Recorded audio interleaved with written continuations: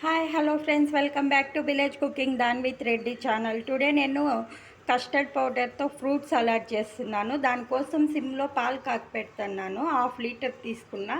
కొద్దిగా నీళ్ళు కూడా వేసా, ఎందుకంటే నాకు స్మాల్ బేబీ బాయ్ కాబట్టి ఎక్కువ చిక్కగా పెట్టకూడదు కాబట్టి కొన్ని వాటర్ వేసా. అది ఆప్షన్, మీ ఇష్టం, వేస్తే వేసుకోవచ్చు లేదంటే లేదు. దానికి కావాల్సిన కోసం పప్పాయ తీసుకున్నా, బనానా, యాపిల్, కమల, కొద్దిగా హనీ కావాలి.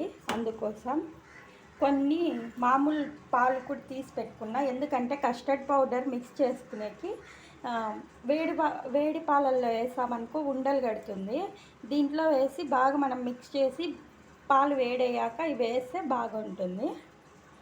మళ్ళీ డ్రై ఫ్రూట్స్లో వచ్చి ఫ్రూటీ తీసుకున్నాను, ఆల్మండ్స్ తీసుకున్నా, వాల్నట్ తీసుకున్నా, గ్రేప్స్ తీసుకున్నా.